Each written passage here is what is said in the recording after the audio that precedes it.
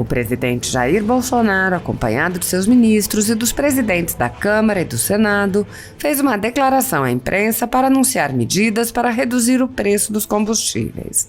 Em sua apresentação, o presidente Jair Bolsonaro relembrou as ações do governo durante a pandemia para proteger a população e apontou: e apareceu um outro problema, uma guerra a 10 mil quilômetros de distância que traz reflexos econômicos para todo o mundo. O presidente afirmou que, embora os efeitos da guerra estejam sendo reduzidos no Brasil, o preço dos combustíveis tem sido um problema. Bolsonaro disse: "Nós sabemos o que vem acontecendo na questão dos combustíveis, onde todos sofrem, em especial os mais humildes." O presidente lembrou que a Câmara aprovou um projeto de lei complementar para fixar um valor máximo para o ICMS cobrado pelos estados, mas o projeto segue parado no Senado e fez um apelo. A gente espera, obviamente, que haja um entendimento por parte dos senhores senadores. O presidente explicou, então, sua proposta para avançar na diminuição da carga tributária para os brasileiros. Ele propôs ressarcir os governadores que reduzam os tributos sobre os combustíveis, como já foi feito pelo governo federal, que chegou a zerar os impostos sobre o diesel e o gás de cozinha. O presidente explicou: essas propostas foram colocadas na mesa hoje para os presidentes das duas casas. Em havendo entendimento, isso se faria valer imediatamente para os consumidores na ponta da linha, essa redução no imposto dos combustíveis. O ministro da Economia, Paulo Guedes, explicou então mais detalhadamente como funciona o plano proposto aos parlamentares, explicando a necessidade das medidas dentro do contexto de crise mundial. O ministro apontou que o governo federal vem mantendo seu duplo compromisso de cuidar da saúde dos brasileiros e da economia e pediu a colaboração de todos, explicando que o governo federal ressarcirá os estados para que esses diminuam a carga tributária para a população. A ditadura da toga segue firme. O Brasil tem hoje presos políticos e jornais parlamentares, influenciadores e partidos censurados. A Folha Política tem toda a sua receita gerada desde 1º de julho de 2021, confiscada por uma canetada do ministro Luiz Felipe Salomão, ex-corregedor do TSE, com o aplauso e o respaldo dos ministros Luiz Roberto Barroso e Alexandre de Moraes.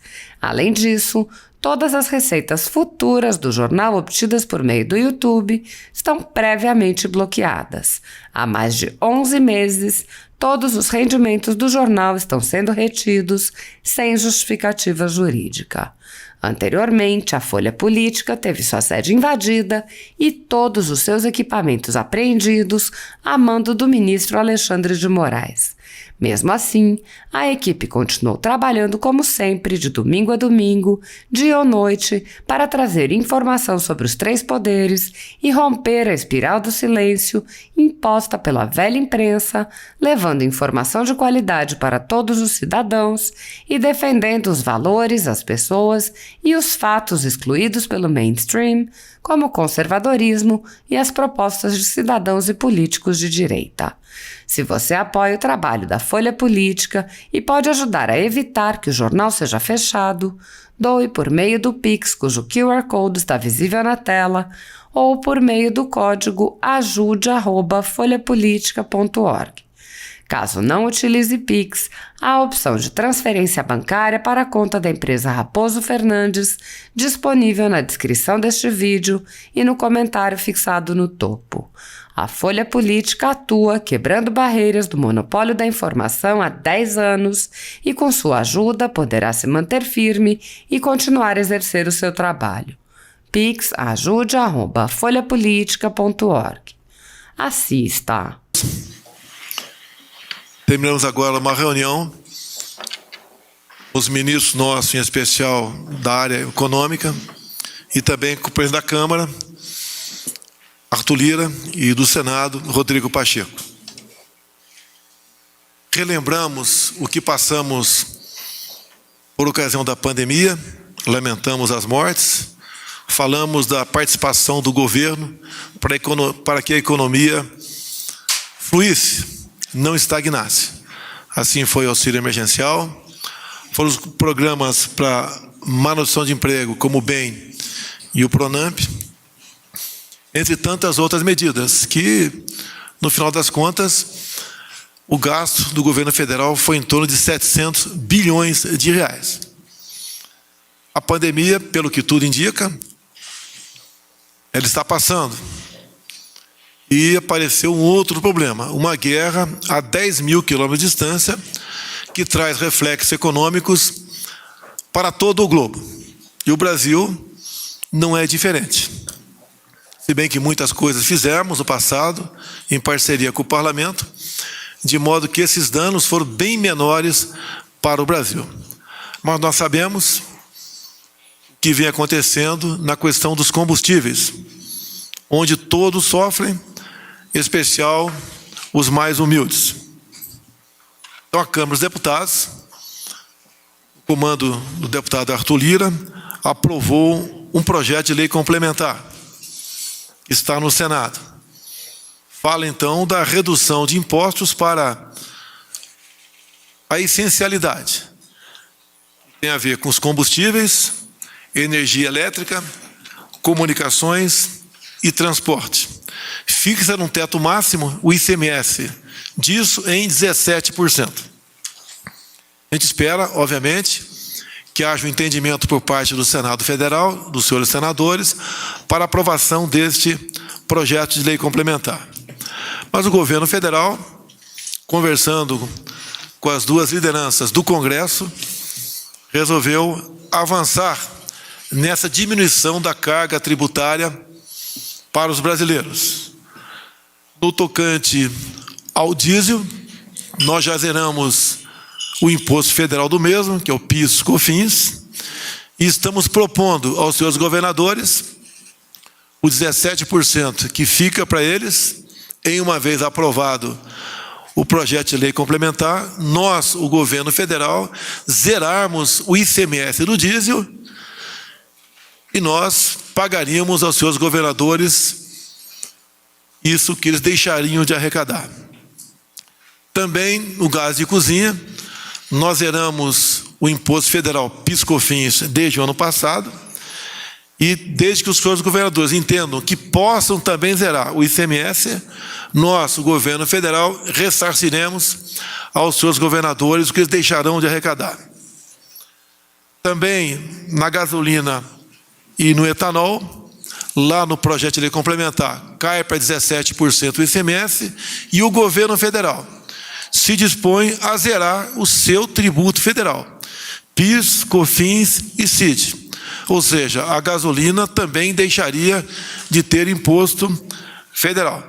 Então, essas propostas que foram colocadas à mesa hoje para os dois presidentes das casas, eles levarão para os senhores deputados e senadores, mais senadores que na Câmara já foi aprovado o projeto, em havendo entendimento por parte dos senhores senadores, em se aprovando o projeto de lei complementar e em se promulgando de forma bastante rápida uma emenda à Constituição, isso se faria valer imediatamente na ponta da linha para os consumidores, então, essa diminuição de carga tributária para enfrentarmos esse problema fora do Brasil, que tem reflexo para todos nós aqui dentro.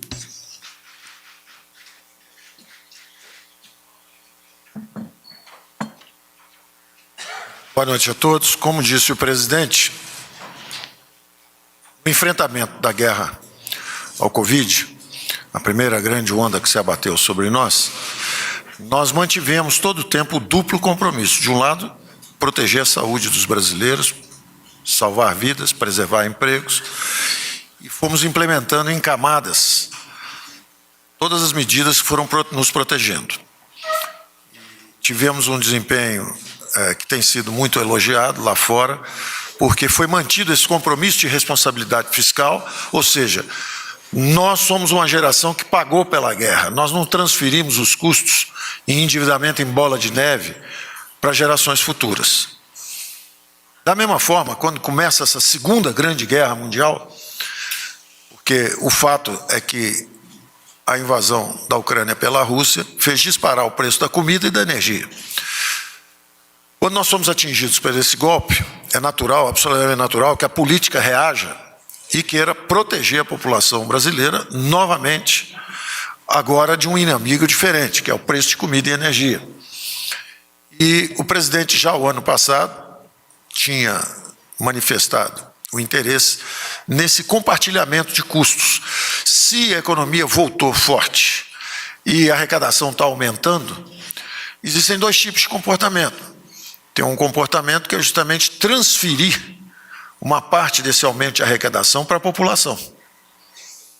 Nós estamos com esse comportamento de transferência do aumento de arrecadação para a população brasileira. Então, esse PLN 18, que a Câmara, PLP 18, que a Câmara aprovou, ele, de certa forma, diz o seguinte: tem um critério de essencialidade, todos têm que se engajar nesse combate, nessa guerra, todos têm que colaborar, principalmente se receberam recursos abundantes. Nós gastamos quase 700 bilhões de reais justamente para proteger todo mundo, e estados e municípios estão numa situação em que nunca tiveram antes, todos em equilíbrio, todos em azul, pagaram os fornecedores, estão com as contas em dia, estão dando até aumento de salários, quando a guerra ainda não acabou. E a guerra que está vindo agora é justamente essa guerra de comida, de preço de comida e de energia. Então, nós estamos justamente renovando o nosso compromisso de proteção da população brasileira com uma cooperação entre os entes federativos, uma cooperação das duas casas, o Senado e a Câmara. A ideia é justamente que uma parte que venha por esse teto de 17%, essa seja a colaboração dos estados e municípios, e o governo federal, por outro lado, transferindo recursos para qualquer redução de impostos que vá além disso. Então, se vai haver uma redução de diesel, se vai haver uma redução dos impostos federais também, como a CID e PIS/COFINS, nessa PEC dos combustíveis e da energia, o governo federal se dispõe a transferir recursos, que é uma forma de fazer o repasse para estados e municípios, ressarcindo, transferindo receitas para que eles, então, possam reduzir. Eu vou dar um exemplo muito simples, só para ficar todo mundo com isso bem claro. Suponha que o preço de um combustível é 100, mas você tem um imposto federal de 5 e um imposto estadual de mais 5. Então, ele está sendo vendido por 110. Um subsídio é quando um bem de 100 é vendido por 90. Ele está sendo vendido abaixo do preço. E aí isso envolve um subsídio. Não é o caso. O que nós estamos fazendo aqui é o seguinte: o preço é 100, nós não vamos vender por 90. O preço é 100. Só que tem um imposto de 5 federal, que nós já eliminamos, e vamos eliminar agora sobre gasolina, havíamos eliminado sobre diesel, e tem mais 5 dos estados.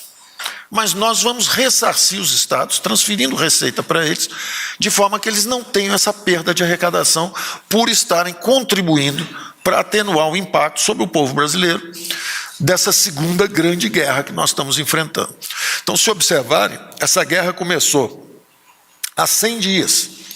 Então, quando ela começou, houve as primeiras movimentações, nós fizemos o PLN 11, pedimos a contribuição de todos, fomos também ao Supremo quando houve uma diferença de interpretação quanto a um acordo que havia sido feito, e aí veio o PLN 18, que faz o teto de gasto, que é um conceito extraordinariamente importante, muito relevante. O governo não pode, qualquer que seja o ente federativo, não pode passar para 30, 40, 50, 60, o número que ele quiser. Deve haver um teto de gastos. Da mesma forma que há um teto de gastos, deve haver um teto de impostos. Então, esse conceito é um conceito muito sólido, muito importante, e eu termino dizendo que nós estamos mantendo o nosso duplo compromisso. Primeiro, nós vamos proteger a população brasileira novamente, o governo federal transferindo recursos, não para dar um subsídio, mas para transferir recursos exatamente para permitir redução de impostos, que sempre foi o nosso programa. redução de impostos. É o que nós estamos fazendo. E é muito parecido com o que aconteceu lá atrás com a cessão onerosa.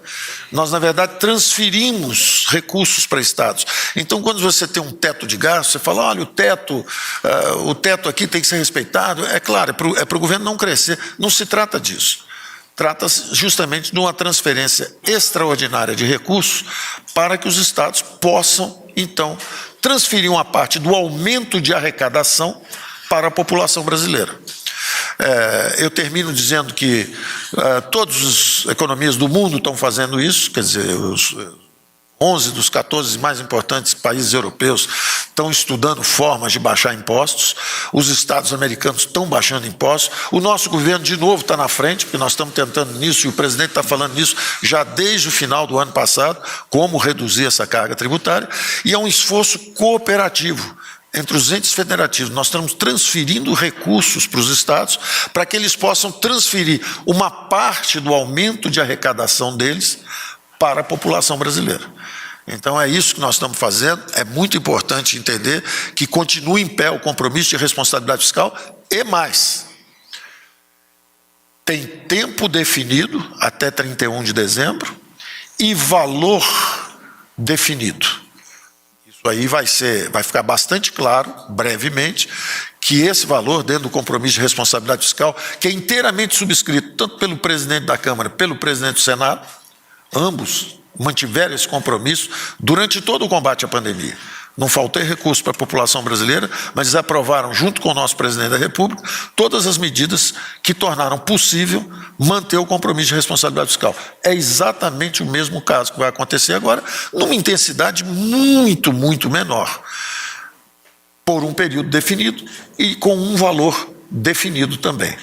Então é muito importante isso para todo mundo entender que nós temos receitas orçamentárias extraordinárias que ainda não foram lançadas no orçamento.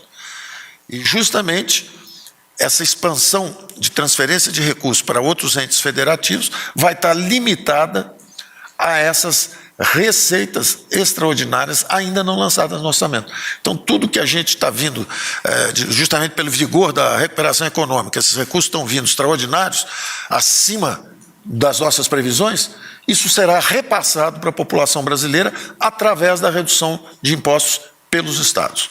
Tecnicamente é só isso. Obrigado. Boa noite a todos e a todas.